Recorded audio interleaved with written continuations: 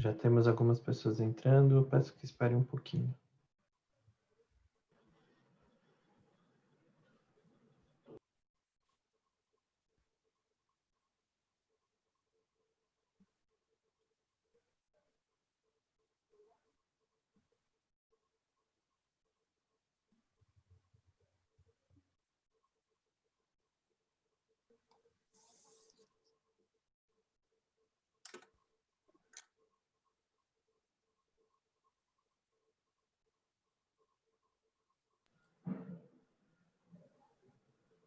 Podemos iniciar.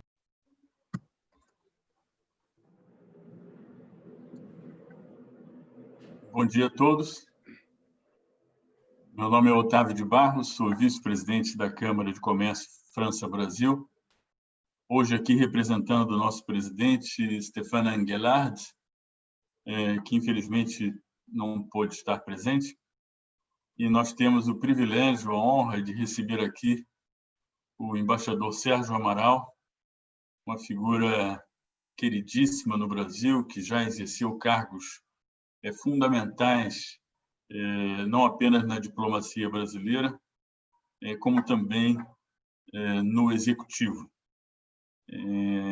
Para recordar, o embaixador Sérgio Amaral foi ministro da Comunicação Social do governo Fernando Henrique, foi ministro da Indústria e Comércio e Desenvolvimento Econômico também no governo Fernando Henrique, e é daqueles poucos diplomatas que teve o privilégio de estar à frente de 3 embaixadas da envergadura de Reino Unido, França e Estados Unidos. Eu quero crer, talvez o embaixador possa me corrigir, que talvez não tenha havido na história do Itamaraty algum embaixador que tenha tido essa responsabilidade em três fundamentais embaixadas no mundo. Mas o embaixador Sérgio Amaral é uma figura cultíssima, tem toda a sua formação intelectual na França, é um francófilo, um francofônico também, fala nativamente o francês, é alguém que atua hoje em vários conselhos de várias empresas e associações. Eu tive o privilégio de ser seu vice-presidente no Conselho Empresarial Brasil-China, alguns anos atrás, e eu sou testemunha da extraordinária capacidade executiva e intelectual do embaixador Sérgio Amaral, de quem eu tenho o privilégio de ser amigo.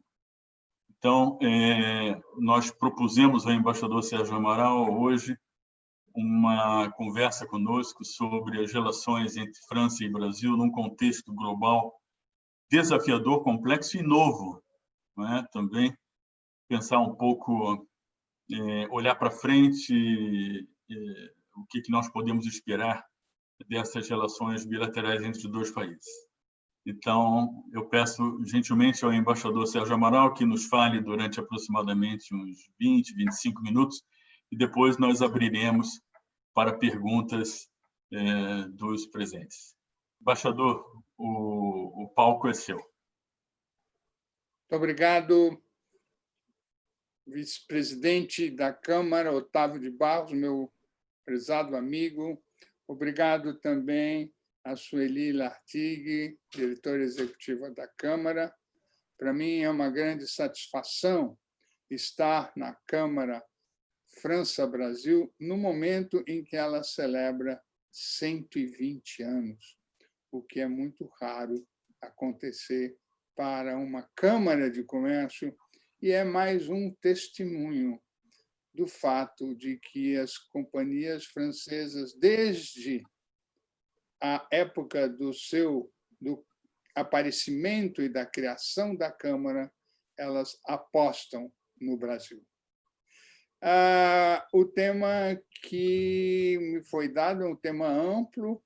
Eu vou procurar situar um pouco França e Brasil no contexto dessa grande mudança no cenário global. Vou centrar os meus comentários mais na geopolítica, porque as questões da economia eu não posso falar na presença do Otávio de Barros, que é o grande economista. Eu gostaria de começar com um comentário que eu acho que dá o contexto de toda a nossa conversa, que é o fato que nós estamos vivendo um momento de grandes convulsões na cena internacional. Eu gosto muito de um amigo, Dominique Moïse, que recentemente, numa palestra, mencionou que essas convulsões, esses deslocamentos tectônicos pelos quais nós estamos passando, só ocorrem de 1 a 2 séculos, e é o que está ocorrendo hoje.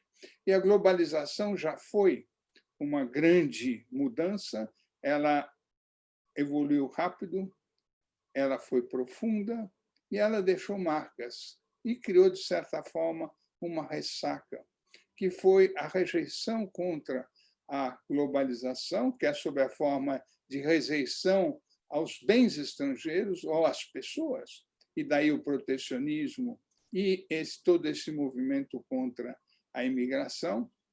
E ela levou também a um populismo, porque as instituições, sobretudo os partidos políticos, não foram capazes de dar uma resposta adequada e eficaz para os vários desequilíbrios e ameaças que a globalização representou, e daí o populismo nacionalista que nós ouvimos em um grande número de países.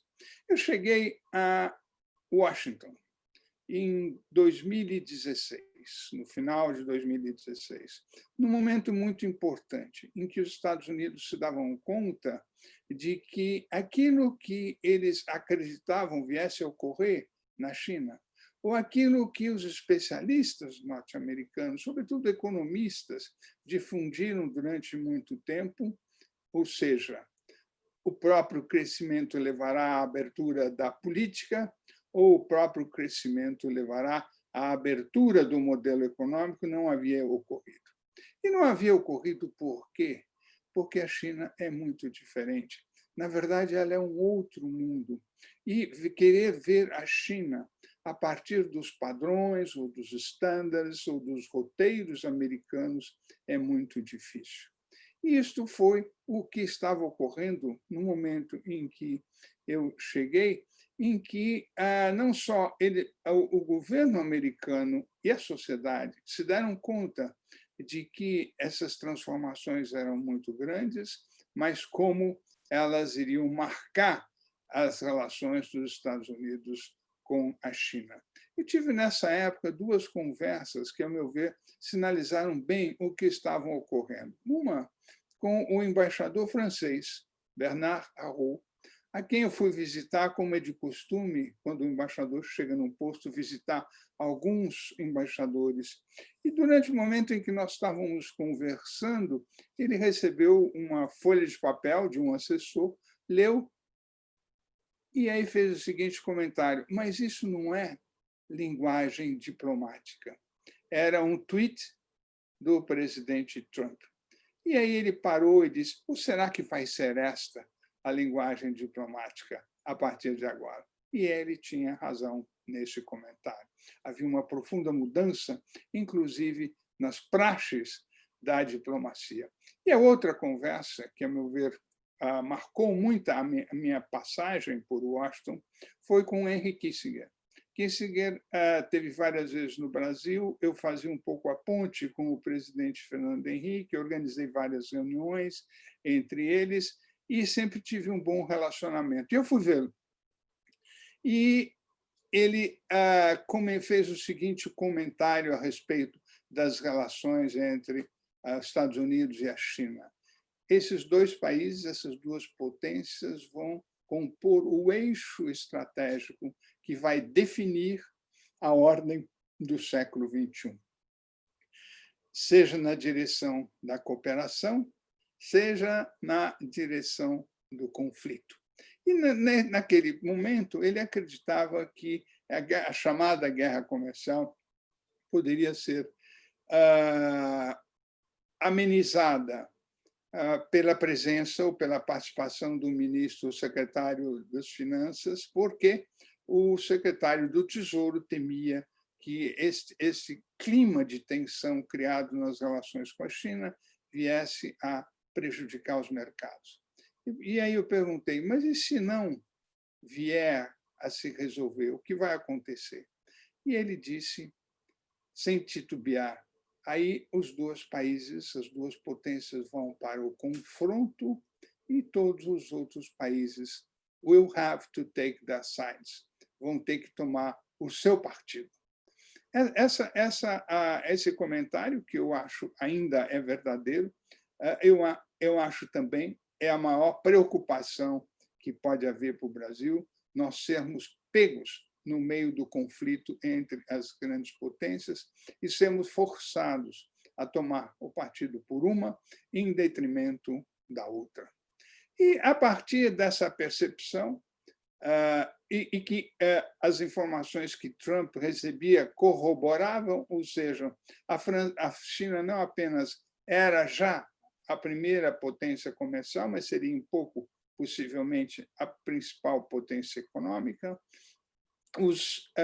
A China avançava através do seu programa de One Belt, One Road em várias partes do mundo, sobretudo na África, e começava a avançar também na América Latina. A tecnologia chinesa estava prestes a superar o seu desafio maior, que era a tecnologia das telecomunicações e a inteligência artificial, e, portanto, Trump decide conter a China. Conter a China através de uma escalada de iniciativas. Em primeiro lugar, a questão comercial, a chamada guerra comercial, cujo objetivo, pelo menos declarado, era o de reduzir o déficit da China, dos Estados Unidos para com a China, da ordem de 350 bilhões de dólares. Acontece que esse déficit era de 350 bilhões de dólares na época e continua sendo hoje. Mas, evidentemente, o principal objetivo não era comercial. Ele era tecnológico, e aí nós entendemos o problema e as várias sanções feitas à Huawei, e, mais do que tecnológico, era o chamado decoupling, que era a separação nas cadeias de valor entre o que era tecnologia americana do que seria tecnologia chinesa, de forma a evitar a contaminação, ou seja, a passagem de avanços tecnológicos das empresas americanas para a China.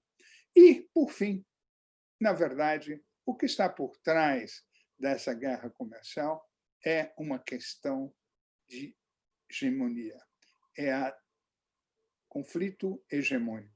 Eu participei de um dos maiores eventos de defesa nos Estados Unidos, o Aspen Summit, e, nessa ocasião, eu tive a ocasião de conversar com uma pessoa de quem eu gosto muito, que chama Dan Coates, que era o diretor de inteligência, que supervisionava as agências de inteligência. E eu fiz a ele uma pergunta, dizendo se os Estados Unidos estariam prontos a aceitar a China como um peer, como um par, como um igual, como um dos membros de um novo condomínio. E ele disse o seguinte: a sociedade americana ainda não está pronta para dar uma resposta a essa pergunta. A meu ver, esse comentário esclarece a natureza real da questão. A China quer ser reconhecida como uma grande potência e os Estados Unidos, pelo menos Trump, ainda não reconheceram. Isso vai ser objeto de um longo processo negociador, em que Biden se mostra um pouco mais aberto para discutir. Muito bem. A eleição de Biden muda substancialmente o cenário e é um dos fatores dessa grande transformação que o Otávio mencionou. Primeiro, no plano interno, porque ele vai buscar superar a enorme divisão que existe hoje no país, na sociedade, no governo, nas instituições. E ele enfrentará, além disso, um problema grande, que é o Senado, caso as eleições da Geórgia confirmem uma maioria republicana. O Senado controla o orçamento e controla também a aprovação dos principais cargos do governo, e isso poderá criar dificuldades grandes para que Biden possa executar um programa que é ambicioso.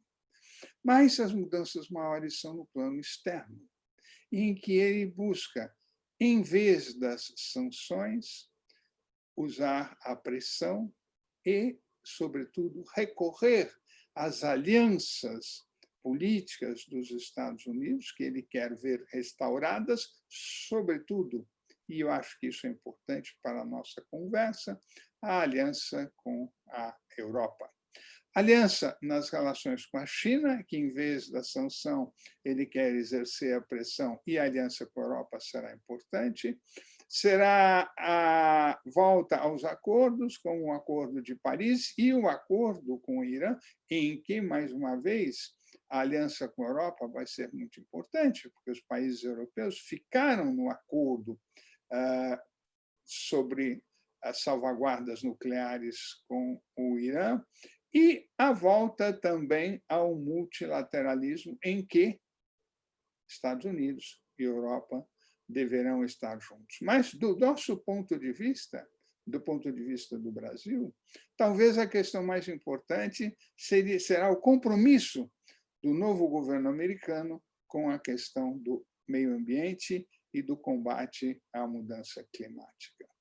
Se isto, hoje, já nos cria problema, como se viu no relacionamento com a Europa e na suspensão do processo de ratificação do Acordo Mercosul-União Europeia, o que ocorrerá no momento em que a Europa e Estados Unidos venham a intensificar a sua convergência na questão ambiental? Será que nós teríamos com os Estados Unidos as mesmas dificuldades que nós estamos tendo já com a Europa? E o segundo ponto é a importância dessa convergência, que é assinalada pela opção dos Estados Unidos por um Green New Deal, que é o New Deal, ou seja, a participação do Estado maior na economia, com o seu componente ambiental, enquanto que na Europa nós vamos ter também a Green Recovery. Então, vamos ver mais um elemento de convergência nas relações entre os dois lados do Atlântico. Evidentemente que esse projeto é ambicioso, ele é necessário do ponto de vista da nova administração americana, mas ele, evidentemente, terá alguns problemas. Um deles é a questão da China, porque, embora Estados Unidos e Europa tenham uma convergência em termos gerais, as posições não são exatamente iguais. A mesma coisa em relação à OTAN. A mesma coisa em relação às giant techs, ou seja, a tributação das empresas digitais, que tem sido um dos fatores de desentendimento entre Europa e Estados Unidos. Neste momento, como se não bastasse as mudanças em curso, aconteceu há cerca de 2 semanas a assinatura de um novo acordo. Esse novo acordo, conhecido pela críptica, o críptico nome de RCEP, que quer dizer é um acordo regional e abrangente da Ásia, e acordo, sobretudo, econômico, mas que poderá também caminhar em direção a um processo de integração, reúne 15 países da Ásia, representa 1/3 da população, 1/3 da economia mundial, e cria uma situação nova, em que, enquanto a China participa desse novo acordo junto com o Japão, a Coreia, os Estados Unidos ficaram fora. Então, de certa forma, a conclusão desse acordo talvez tenha sido o maior erro estratégico praticado por Trump, porque enquanto Obama queria que o TPP, que é o Trans-Pacific Partnership, fosse uma aliança para conter a China, o que acontece é que a China organiza ou apoia um acordo, uma nova zona econômica da qual os Estados Unidos ficaram fora. Muito bem. E qual é a situação dos dois países, da França e do Brasil, frente a essas profundas transformações no cenário político mundial? No caso do Brasil, a implicação é mais isolamento.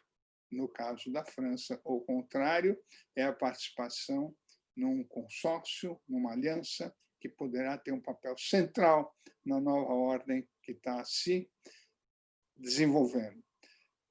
Qual é a razão do isolamento do Brasil? Em primeiro lugar, é a questão como eu já mencionei, a questão do meio ambiente, das mudanças climáticas. E, possivelmente, nós poderemos ter também essas mesmas dificuldades com os Estados Unidos. Não que Biden tenha alguma coisa em relação ao Brasil. Não tem. Eu tive a ocasião de ter uma longa conversa com ele. Biden conhece bem a América Latina, ele gosta do Brasil, mas ele sofrerá uma pressão muito grande da ala coordenada ou dirigida, liderada por Bernie Sanders, que é a ala justamente dos ambientalistas, que certamente farão uma pressão sobre o Congresso e sobre a opinião pública para coibir o desmatamento. Nós também vamos ficar isolados em relação a essa nova configuração mundial, porque no momento em que a ordem internacional está sendo reescrita, nós não fazemos parte de nenhuma das zonas zonas econômicas que estão se delineando, seja a zona do Pacífico, seja a zona do Atlântico. Quem são os nossos amigos hoje? Nós não criamos dificuldades, possivelmente sem precisar, com a Europa, com os Estados Unidos, por causa do meio ambiente. Criamos ou fizemos várias provocações à China. Essas três regiões juntas representam 70%, ou um pouco mais, daqueles mercados que acolhem as nossas exportações, sem falar da Argentina, o país com o qual nós também temos algumas dificuldades, e o entendimento entre Argentina e México também, não digo que esteja nos excluindo, mas nós não estamos participando. Então, diante dessa situação, a pergunta que se faz: quem são os nossos amigos? Eu vejo dois caminhos. Mas, para isso, nós precisaríamos mudar. Mudar e ter um novo entendimento do que seja o ambientalismo, que é, antes de tudo, uma utopia do século XXI.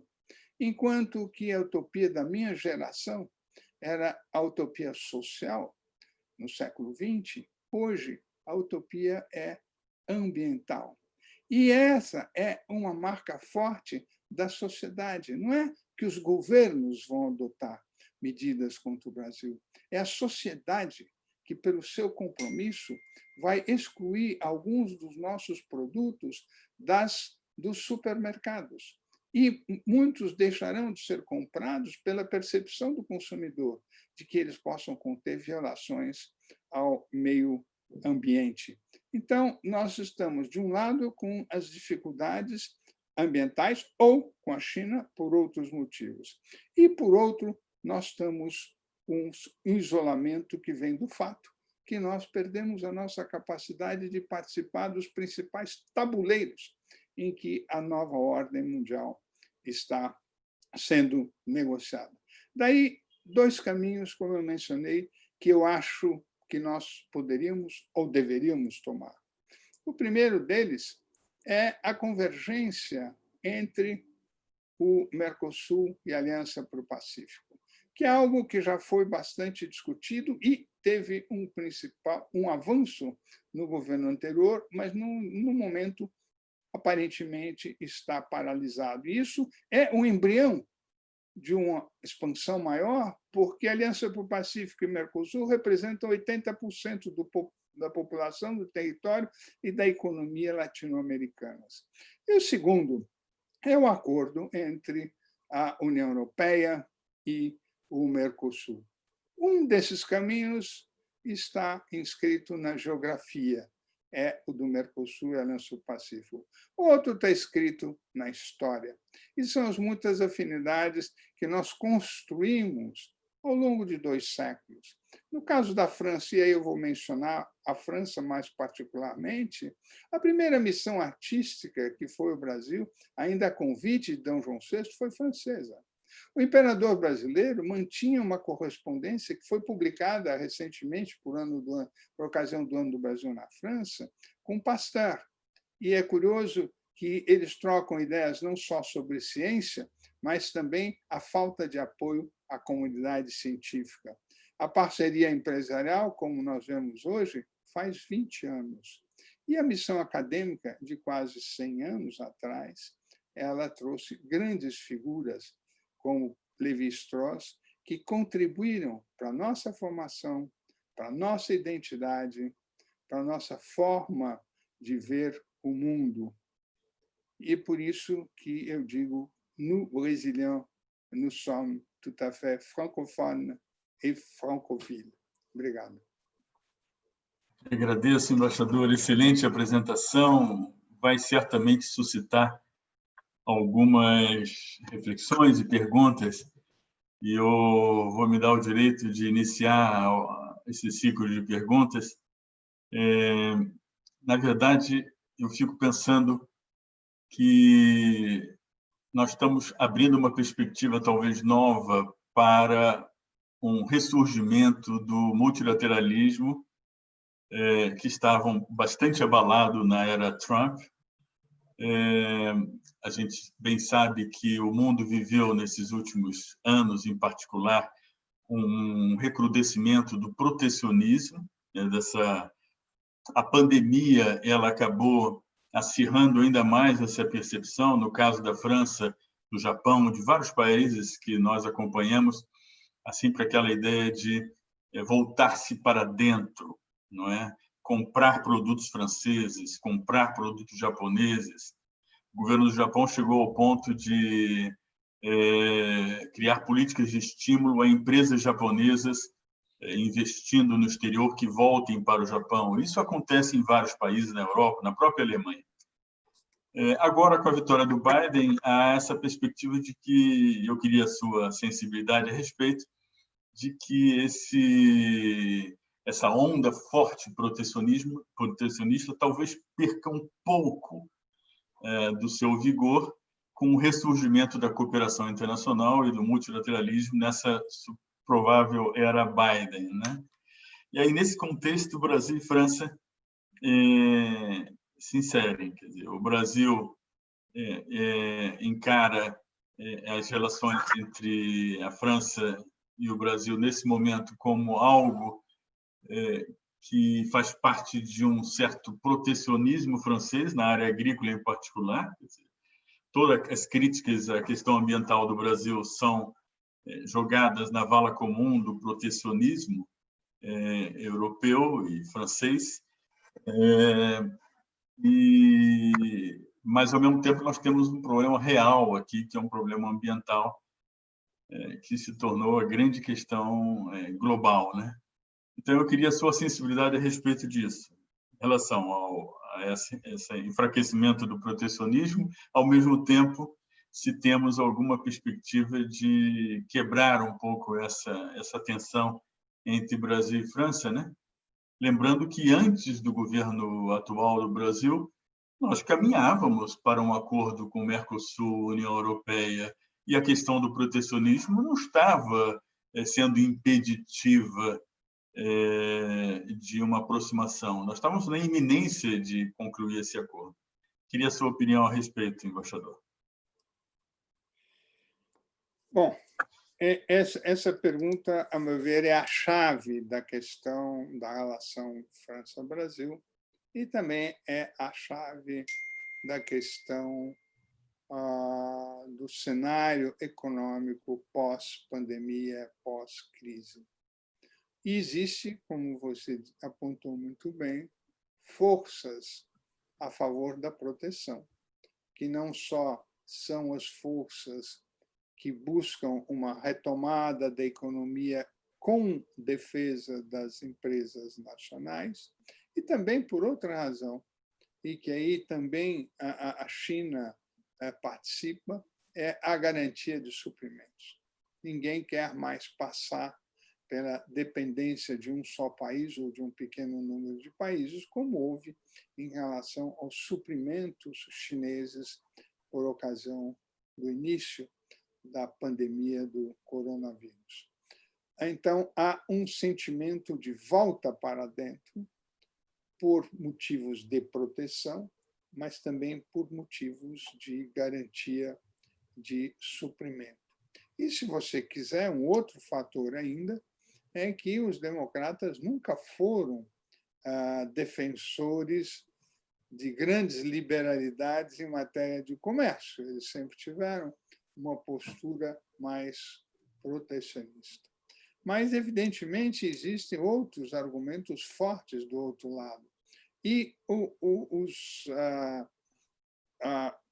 a maior parte dos analistas sobre a recuperação da economia mundial alegam, e com razão, e que não será possível haver uma recuperação da economia sem uma recuperação do comércio. E, portanto, isso trabalha contra essa tendência protecionista. E eu acho também que esses acordos que estão ocorrendo, como o acordo da zona do Pacífico, eles levarão, de certa forma, a uma abertura, que não seja entre eles, haverá uma abertura que depois poderá se estender aos outros. Eu acho aí só a experiência desses processos de negociação que se iniciam poderá apontar com mais clareza a direção em que nós vamos. Existem forças e poderosas contra a abertura, mas existem forças também pela abertura e que poderão contrarrestar o protecionismo. É bom dizer que todos querem a reforma da OMC. Hoje, querem os europeus, querem os americanos, querem os chineses. E esse processo de revisão da OMC deverá significar uma contenção contra o protecionismo. E a abertura das economias, ou a própria retomada das economias, também irá nessa direção. Em conclusão, é difícil indicar, neste momento, o que vai prevalecer. Existem forças pela proteção, mas também existem muitas forças pela manutenção da abertura. Embaixador, nós temos aqui algumas perguntas e eu vou começar uma série delas aqui. A primeira pergunta do Adriano Greco da Fonseca, que ele pede que reflita conosco sobre a importância das relações da França e do Brasil, que compartilham uma fronteira comum no Amapá e na Guiana, né? E ele queria um pouco ter a sua sensibilidade a respeito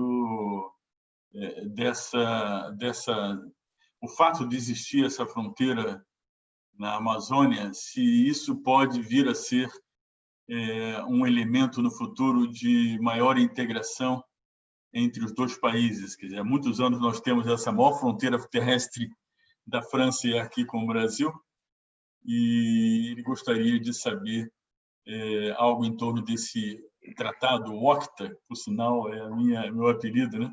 Organização do Tratado de Cooperação Amazônica, né? Qual a sua opinião a respeito? Bom, eu gosto muito da pergunta, porque eu nunca tive num encontro com franceses que esse assunto tenha sido mencionado. É a primeira vez que o assunto é mencionado. Eu acho que isso é um equívoco, não mencionar esta realidade, porque eu acho que existe um grande potencial de exploração dessa fronteira comum. Como? Primeiro, pelo turismo, porque há muitos turistas franceses que entram no Brasil pela fronteira Amapá-Guiana Francesa. Não que eles vão caminhando, mas é que eles tomam um avião e chegam ao Brasil provenientes da Guiana Francesa.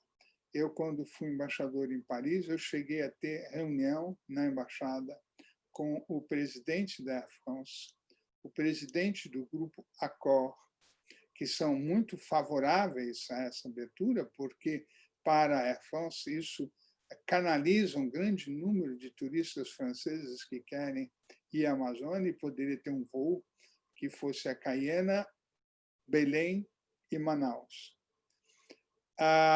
Mas essa questão nunca chegou a ser aprofundada, ainda que a construção da estrada esteja concluída, porque faltava um pedaço do lado brasileiro e do lado francês. E eu acho que uma das razões disso é que a fronteira é longe dos centros econômicos nos dois lugares e que não há suficiente atração econômica para que seja feito um investimento maior na fronteira.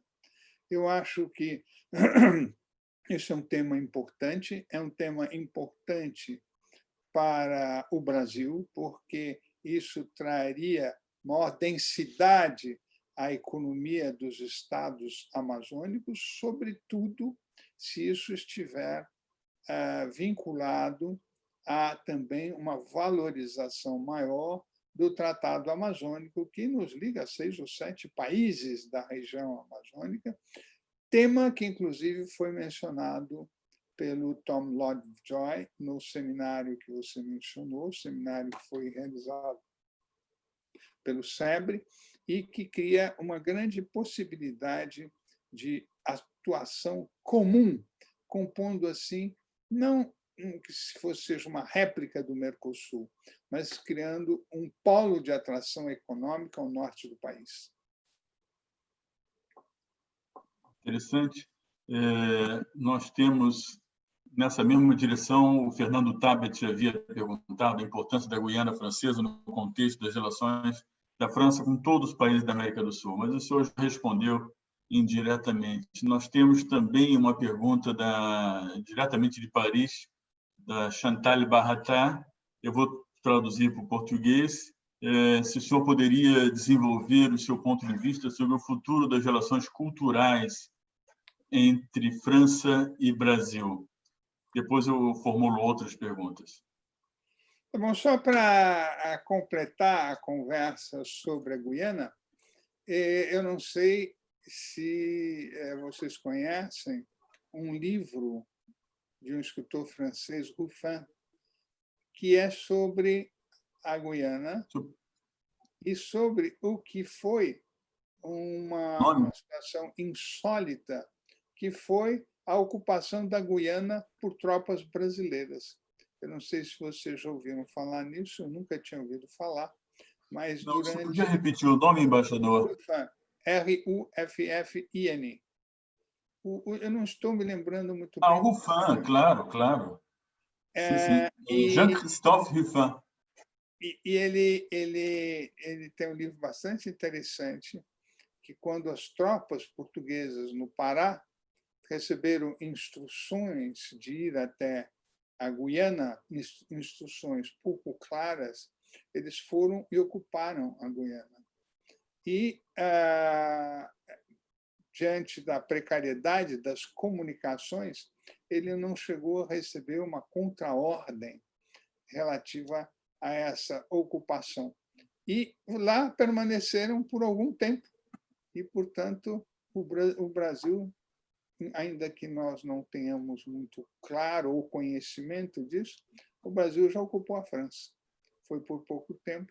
E depois, talvez, eu não lembro se foi em 1815, essa situação foi restabelecida. Mas eu sou muito favorável a que se dê mais atenção à Guiana Francesa, mas que se dê também maior atenção à Guiana Inglesa, que hoje, por descobertas na área de petróleo, pode se transformar um país muito rico, nosso vizinho, e para o qual nós podemos prestar serviços de grande relevância na medida em que eles vão ficar ricos e o país precisa de quase tudo. A questão das relações culturais é muito importante na nossa relação bilateral. E eu acho que talvez as pessoas não se deem conta no Brasil da importância que teve a Aliança Francesa. Eu não sei se ela continua com a mesma vitalidade e com a mesma extensão, capacidade, mas eu estive uma vez em Nancy, fui recebido por várias pessoas da Universidade de Nancy, e o que eu comentei é que talvez eles não se deem conta da importância da Aliança Francesa nas relações culturais entre o Brasil e a França. Eu fui aluno da Aliança Francesa e, mais do que francês, eu já sabia um pouco de francês, mas também para o francês, mas a Aliança Francesa era um centro de cultura, era um centro de literatura, era um centro de discussões sobre as questões da realidade cultural entre os dois países. E ela tinha uma capacidade de atração enorme e ela formou boa parte das pessoas da minha geração que depois se dedicaram às questões literárias e questões humanas. Eu acho que a relação continua sendo forte. E, por ocasião do Ano do Brasil na França, quando eu era embaixador em Paris, eu, mais uma vez, pude ver isso. Além das manifestações oficiais, houve na França 420 iniciativas espontâneas e individuais que queriam, organizadas por brasileiros e franceses, que queriam comemorar o Ano do Brasil na França. A questão é que muitas vezes nós não percebemos, porque as universidades elas se conhecem e elas têm uma atividade entre elas que muitas vezes não passa sequer pelos canais oficiais. E é bom que seja assim. Se eles se entendem, se conhecem e trabalham juntos, melhor. Mas é que é difícil, muitas vezes, nós percebermos isso. Quanto às atividades artísticas, eu acho também que é presente, não sei se mais ou menos do que antes, mas a França continua a ter uma presença cultural importante no Brasil e acho que a Aliança, nesse contexto, tem um papel fundamental. Obrigado, Sérgio. Na verdade, eu, como membro do Conselho de Administração da Aliança Francesa, em São Paulo, posso te garantir que a Aliança Francesa segue muito ativa, muito mesmo. É um centro irradiador de língua e de cultura francesa em São Paulo. Mas eu quero crer que a pergunta da Chantal Barratin, de Paris, pensava um pouco na questão cultural um pouco mais ampla. Eu, pessoalmente, acho que esse é o melhor canal de aproximação e de robustecimento das relações entre os dois países. É um belo canal. Mas eu tenho aqui a pergunta do Fred Donier, que é nosso conselheiro na Câmara de Comércio França-Brasil. A pergunta dele é a seguinte: a tendência isolacionista atual do Brasil é apenas conjuntural ou pode vir a se tornar mais estrutural, duradoura? Especialmente se os acordos Mercosul com a Aliança do Pacífico, União Europeia, não avançarem. E a sua opinião sobre isso? Eu acho que isto é um fenômeno passageiro. Eu acho que isto está associado a esse populismo nacionalista que teve em Trump o seu mais expressivo defensor, que tem no Brasil também um número de adeptos importantes, mas que no mundo está entrando em refluxo. Não é? vocês virem a participação dos partidos populistas, nacionalistas, na França está diminuindo, na Alemanha está diminuindo. E eu acho que com os Estados Unidos, ou com a saída de Trump, a grande liderança desse movimento sai de jogo. Eu acho que são momentos temporários e as mudanças de governo, quando ocorrerem, eu acho que elas põem fim a essa atitude mais isolacionista, porque ela não faz parte da alma brasileira, da natureza das nossas políticas e muito menos da tradição da nossa política externa. Embaixador, um comentário de René Zikman sugere que a cooperação universitária França-Brasil também segue sendo muito importante e exemplar em termos de acordos bilaterais e projetos interinstitucionais. Então, isso também é uma área que é muito forte. Eu acho que a França é o país com o qual o Brasil tem as relações acadêmicas mais profundas, históricas e duradouras. É só um comentário. Eu fico muito satisfeito com isso, porque quando eu estava na embaixada, eu procurei estimular, mas eu vi que elas tinham uma dinâmica própria, e que elas eram espontâneas, e a partir do momento em que eu me dei conta disso, eu achei melhor eu não atrapalhar, porque elas têm a sua dinâmica e eu acho que elas caminham muito bem. Uhum. Embaixador, eu quero voltar ao tema do meio ambiente. Como a gente bem sabe, hoje a questão ambiental é a questão politicamente mais importante na Europa. O grande avanço dos partidos ecologistas, verdes, todas as políticas europeias de enverdeamento da indústria, enverdeamento da economia, é alguma coisa que está sendo percebido como um verdadeiro driver de retomada do crescimento econômico. Quer dizer, a questão ambiental mudou de patamar, deixou de ser apenas uma preocupação planetária e agora virou uma oportunidade econômica também.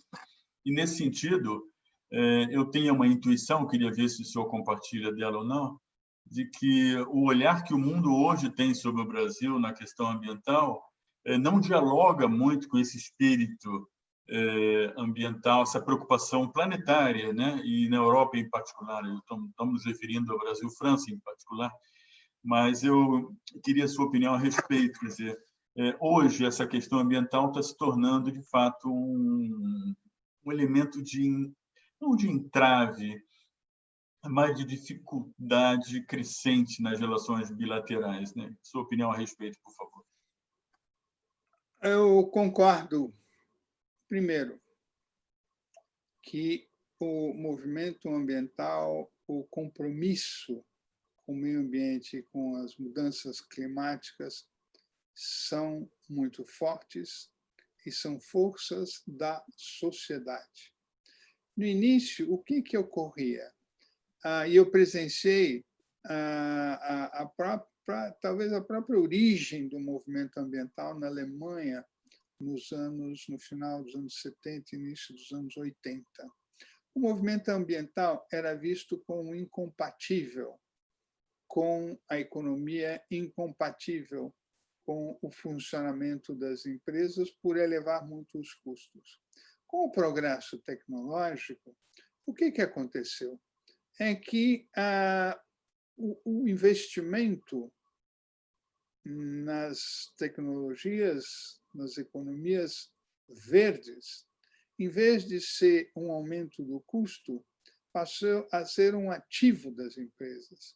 E hoje as empresas investem nas tecnologias verdes, não só por refletirem um compromisso da sociedade, mas também em termos de racionalidade econômica, porque eles agregam um valor ao investimento. O fato mais claro, a meu ver, é a recuperação da economia europeia, que foi chamada a recuperação verde. E o que quer dizer isso? quer dizer que os investimentos, o fundo de investimentos de 750 bilhões de dólares, terá que ser usado não só, evidentemente, em programas que promovam a recuperação, mas que essa recuperação seja verde.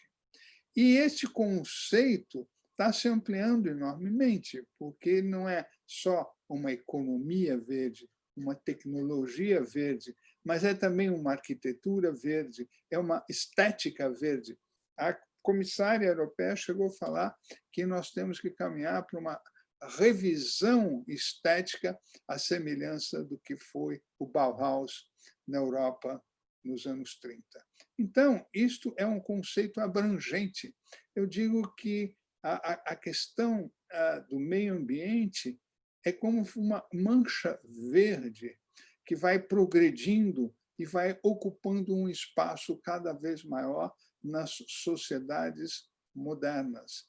E é não só uma postura do governo, eu diria, é menos uma postura do governo do que um compromisso da sociedade.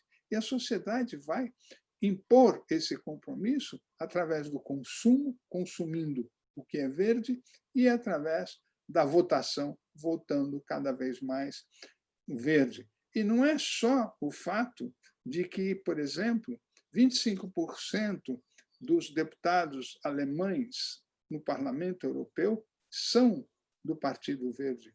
É que as preocupações ambientalistas elas permeiam os outros partidos também. Em algumas votações, os outros partidos votam com os verdes, porque eles também representam um eleitorado verde. E é por isso que eu digo que nós precisamos modificar a nossa postura em relação ao meio ambiente. É uma questão de mindset, é uma questão de mentalidade ou de visão.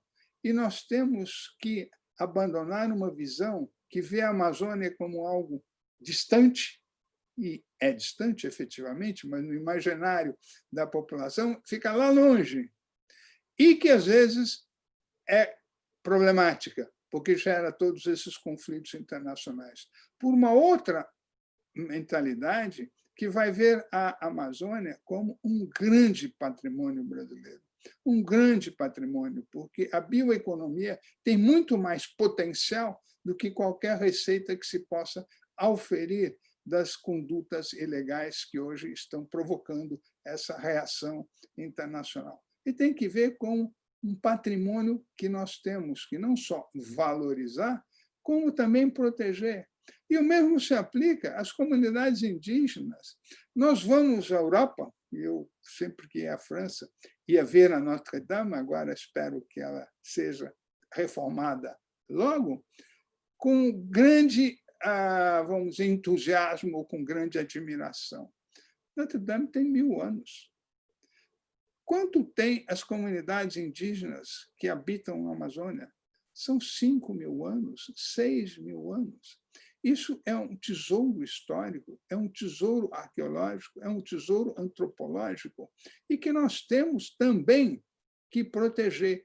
Portanto, eu acho que, na medida que nós nos apropriarmos da Amazônia, vimos a Amazônia como um patrimônio nacional que nós temos que proteger e desenvolver adequadamente, eu acho que a nossa postura em relação à Amazônia ela vai mudar, e espero que mude inteiramente. Na sociedade, hoje, já existe uma grande mudança, e eu estou cansado de ter reuniões com empresários e com escritórios de advocacia falando em ESG, e cada um querendo ser mais comprometido com o meio ambiente, com a questão da desigualdade social e a questão da governança.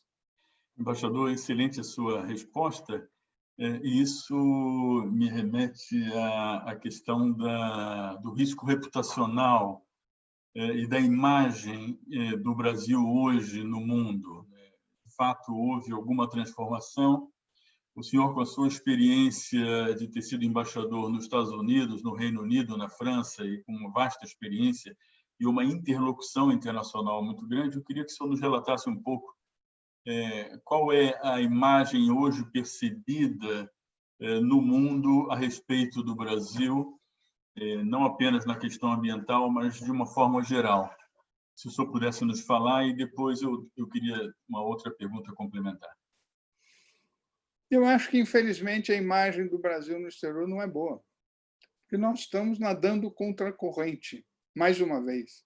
No momento que o mundo todo se mobiliza pela questão ambiental, que os dois maiores grupos econômicos e de poder, que são a Europa e os Estados Unidos, e agora também a China, se comprometem com esta causa, nós estamos lutando contra ela. E eu acho que isso é ruim para o país, porque nós estamos criando problemas onde poderíamos ter vantagens. Quer dizer, se nós continuássemos a ter uma postura comprometida com o meio ambiente, como fizemos desde 92, não teríamos esse problema. E nós poderíamos ter grandes investimentos naquilo que é o caminho, que é o investimento na biodiversidade, o investimento na tecnologia da biodiversidade. E o que acontece é que nós escolhemos um caminho em que está sendo ruim para o país. Primeiro, porque o bom caminho é nós assumimos a defesa da Amazônia, independente de qualquer tipo de pressão ou interesse exterior. Uma coisa é a defesa em termos de uso adequado da fiscalização. Outra coisa é nós assumirmos que a comunidade internacional está contra nós, quando eu não acredito que seja verdade, porque a comunidade internacional está apenas chocada, como todos nós brasileiros estamos, pelo fato de que os indicadores de desmatamento simplesmente dobraram. E eu, como brasileiro, me sinto muito incomodado com isso. Agora, que outros países também se sintam incomodados, eu entendo, e não aceitaria que nenhum deles quisesse vir ao Brasil para decidir o que quer que seja. A decisão é brasileira, mas essa decisão tem que ser conforme aos interesses do país. E se nós tivermos dificuldade com a França, teremos ainda mais dificuldade agora com os Estados Unidos. E se nós somarmos os problemas com a China e com a Argentina. Então, quem são os nossos amigos na comunidade internacional? Essa é a questão que nós temos que nos colocar. Me lembra a história da avó que foi ver um desfile militar e que, ao sair, comentou, foi ver o neto desfilar, e, ao sair, comentou, pois é, eu gostei muito, mas por que todos os outros só marcharam com o pé errado? É a questão nossa em relação ao meio ambiente. Muito bom ponto. Eu quero só registrar que os investimentos europeus são de 750 bilhões de euros. Né? De euros, é verdade. Não de dólares, é um pouco mais. Um pouco mais, é verdade. Ao mesmo tempo, também registrar que na Câmara de Comércio França-Brasil, aqui de São Paulo, nós temos muitas comissões. E uma das comissões de debate mais vibrantes, bem interessantes, é a Comissão de Bioeconomia, que tem sido comandada pelo Fernando Tabet, e faz um trabalho extraordinário, estimulando as iniciativas de investimentos sustentáveis, de uma forma geral. É só um pequeno registro. Mas, embaixador, estamos caminhando para o final do nosso encontro, e eu tenho uma pergunta a partir de uma certa reflexão que eu acho que poucas pessoas no Brasil podem responder. A sua experiência internacional é tão significativa que eu acho que pode nos ilustrar a respeito de uma preocupação. É muito comum se falar que os Estados Unidos são um país e uma ideia. Existe uma ideia de América, uma ideia de Estados Unidos. Eu quero crer, com a minha experiência, de que a França é um país e também uma ideia. O mundo tem uma ideia da França, uma certa ideia, como dizia o de Gaulle, da França. Né? Outros países são um país e são uma ideia. Talvez num passado já distante, não tão distante, o Brasil talvez tenha sido também, além de um país, uma ideia, havia uma ideia de Brasil. E eu tenho uma certa preocupação, uma certa intuição de que essa ideia de Brasil ela vem se esgarçando. O Brasil não mais se configura tanto quanto no passado como uma ideia que pode certamente afetar os negócios, os processos de decisão, os interesses de investimento, de turismo. Qual a sua visão a respeito dessa reflexão para encerrar o nosso encontro? Eu acho que é um ótimo tema para nós concluirmos a nossa conversa. E eu acho que é verdade. Os Estados Unidos são uma ideia, partem de uma ideia. E é esta ideia que dá força à nação e ao país. E essa ideia é basicamente a ideia da democracia e da liberdade. E o que eu noto, e é o que o movimento ou as forças políticas que apoiaram o Biden e o próprio Biden ressaltam que os Estados Unidos querem liderar o mundo pelos seus valores. Isso eles dizem em contraposição ao que Trump está fazendo, porque Trump está questionando o valor básico da democracia americana ao rejeitar o resultado da eleição. E Biden, num outro sentido, quer revalorizar aquilo que os Estados Unidos são e que, segundo Biden, e eu concordo, dão a força do que os Estados Unidos são e representam no mundo. Eu acho que a França também é uma ideia. E as ideias da França vêm de algum tempo, vêm da Revolução Francesa. A Revolução Francesa não foram só as tropas de Napoleão conquistando o mundo. A Revolução Francesa é depositária, é representante de um conjunto de valores e de instituições que foram adotadas num grande número de países, como é o nosso caso. E é isso que faz a força da França. E esses valores e essas instituições são tão fortes que eles foram preservados ao longo dos séculos. E é isto o que muitos de nós, brasileiros e mesmo americanos, fomos a conhecer e admirar no nosso processo de independência e no processo de independência também dos Estados Unidos. A França é um país que sempre teve uma presença internacional muito forte, em parte devido aos valores que ela representa e à sua presença e força cultural. Eu acho que isto, em vez de estar se perdendo, isso está voltando. E voltando por quê? Porque existe um movimento cada vez mais forte que diz, bom, e esse movimento foi fortalecido, talvez, ou possivelmente, ou provavelmente, por esse período de muito duro e difícil que todo mundo passou, da pandemia, do coronavírus, da reclusão, e quer dizer, será que as conquistas materiais são uma razão suficiente para mobilizar a sociedade, mobilizar as pessoas em direção ao consumo, ou existem outros valores também que têm que ser considerados e têm que ser valorizados ou difundidos, aceitos? Esse movimento ESG, eu acho que é um pouco isso. E esse é um movimento empresarial também. E esse movimento não é só um movimento político, um movimento de intelectuais, é um movimento da sociedade que, num momento de grande confusão, de uma pandemia que provocou mortes de milhões já de pessoas, de uma crise econômica também talvez sem precedentes.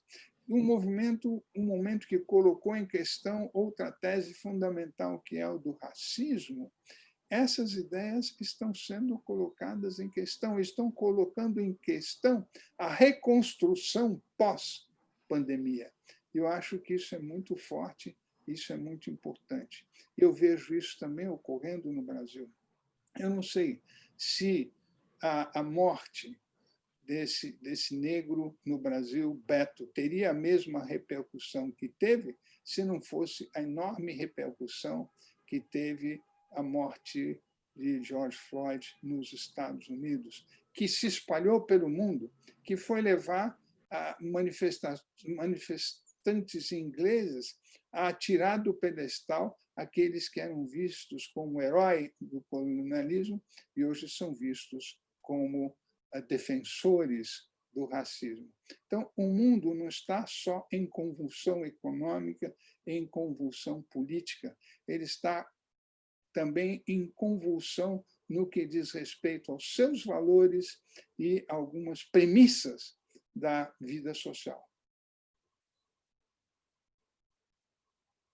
Em relação a essa ideia de Brasil, o senhor não comentou, nós tivemos agora, ontem, o enterro do Maradona na Argentina, e aí me veio à mente, num certo momento, que nós temos uma ideia de Argentina. Quer dizer, a Argentina é um país e uma ideia. Eu fico um pouco ansioso se um dia o Brasil vai conseguir, de fato, voltar a se consolidar com uma ideia mundialmente. Eu acho que sim, Otávio.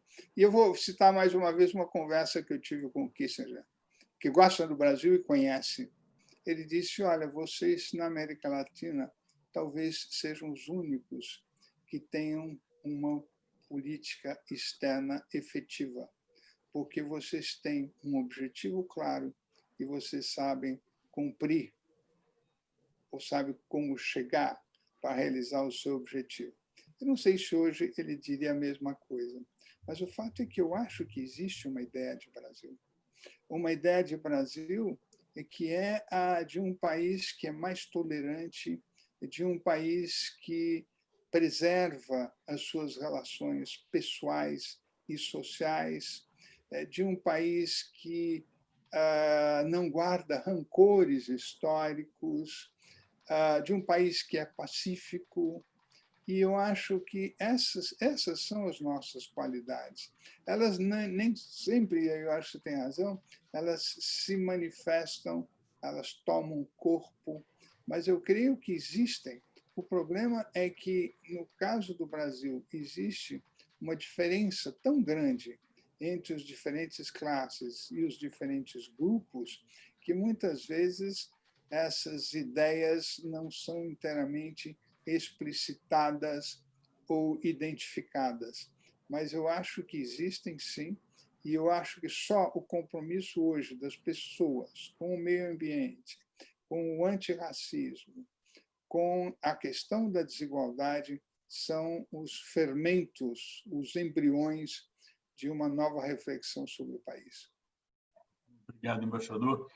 Estamos encerrando o nosso encontro. Eu quero apenas registrar que, em que pesem todas essas incertezas que pairam ainda na questão diplomática brasileira, as incertezas da questão ambiental, o Brasil continua sendo um país com forte presença de investimento francês.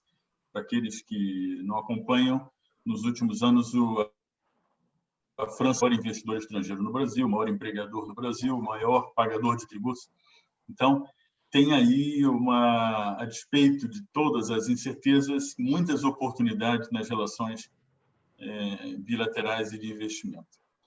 Portanto, em nome do presidente da Câmara de Comércio França-Brasil, Stéphane Anguillard, eu queria agradecer muitíssimo a sua aula magna aqui para nós, e nos colocamos à disposição para novos encontros. Então, muito obrigado, embaixador, e até uma próxima oportunidade. Sou eu que agradeço. Muito obrigado. Grande abraço a todos. Bravo. Muito obrigado, embaixador.